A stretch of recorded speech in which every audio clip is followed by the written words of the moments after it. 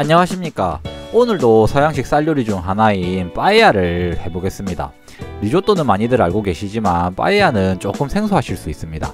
스페인식 쌀요리고 유럽 쪽에 마켓이 열리면 꼭 나오는 길거리 음식 중 하나입니다. 오늘 역시 두 가지 방법으로 만들어 보겠습니다. 하나는 제대로 된 재료를 사용해서 발렌시아식 빠에야를 만들고, 다른 하나는 대체 재료를 사용해서 한국식 빠에야를 만들어 보겠습니다. 오늘은 재료가 조금 많아서 자막으로 대체하겠습니다. 하지만 조금 특별한 재료들은 소개하고 넘어가도록 하겠습니다. 에스펠레페퍼, 사프란, 초리조입니다. 여러분들이 생각하시는 이거 아닙니다. 사프란은 빠에야에 있어서 가장 중요한 재료입니다. 이 녀석은 존재하는 향신료 중에 가장 비싸고 그람당으로 따지면 고기 싸대기 때리고도 남는 녀석들입니다. 최근에는 백화점에서 구매하실 수 있지만 저는 그리 추천드리지 않습니다. 왜냐면 너무 비싸요. 초리조는 스페인식 매운 소세지라고 생각하시면 됩니다. 요리가 팬을 하나만 사용해서 과정이 살짝 복잡합니다. 그래서 단계를 먼저 설명하고 요리를 하면서 다시 설명하도록 하겠습니다. 첫 번째로 초리조를 얇게 잘라주시고, 닭은 그냥 먹기 편하게 잘라주신 뒤 올리브 오일에 조리를 할 것입니다. 두 번째로는 양파, 파프리카, 마늘 준비한 재료들을 생기 손톱만한 크기로 잘라준 뒤 채소들을 초리조와 닭에서 나온 기름으로 볶아주시면 되겠습니다.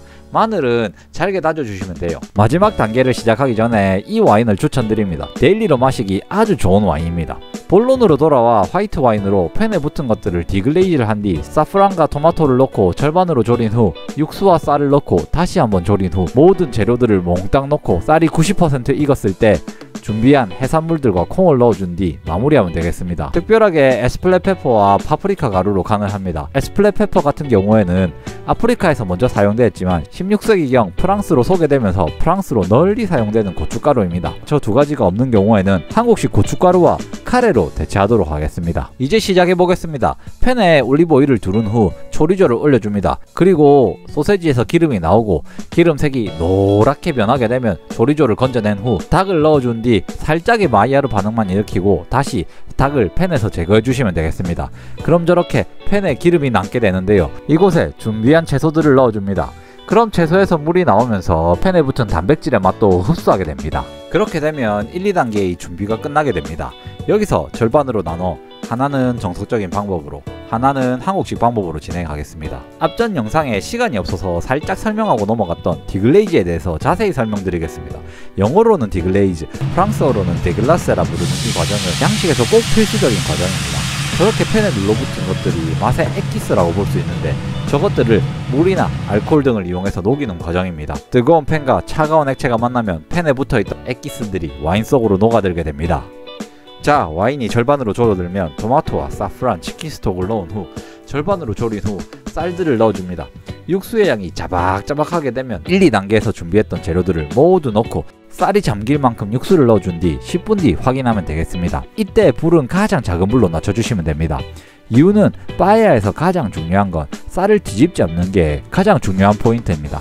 바닥에는 살짝 타드 크러스트가, 즉 누룽지가 생기는 게 포인트죠. 저렇게 육수를 넣은 후 절대 쌀을 뒤집지 않습니다. 그것이 빠에야의 포인트입니다. 이제 한국 버전을 만들어 보겠습니다. 사프란 대신 노란색을 내기 위해 카레를 준비했는데 사실 가루인 줄 알았어요. 진짜 당황해가지고 집에서 언제 산지 모르는 카레 가루를 찾은 뒤 시작해 볼게요. 나머지 과정은 똑같습니다. 하지만 구분하지 않고 1, 2, 3단계 재료를 모두 넣어준 뒤 역시 뚜껑을 덮고 진행하도록 하겠습니다.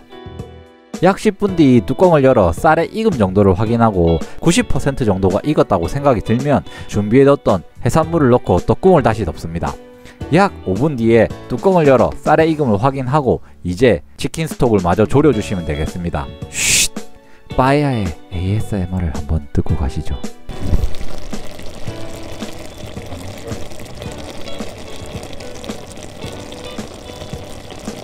한국식입니다. 우린 보험삼아 쌀을 한번 뒤집어 둔 뒤 해산물들을 넣어주고 뚜껑을 덮고 익혀주도록 하겠습니다.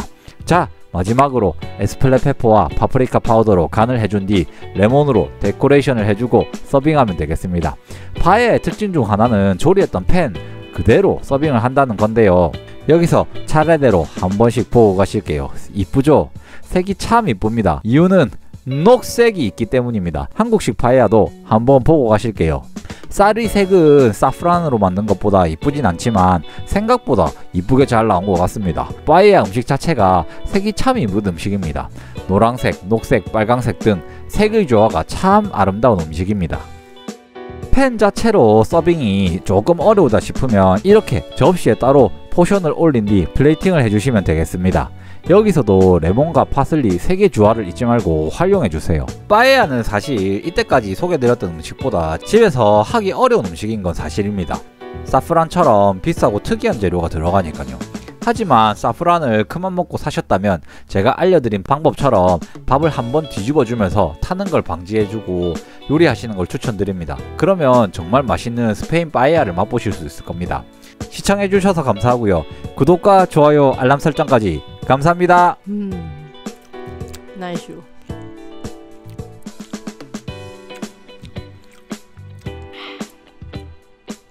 Get me some wine.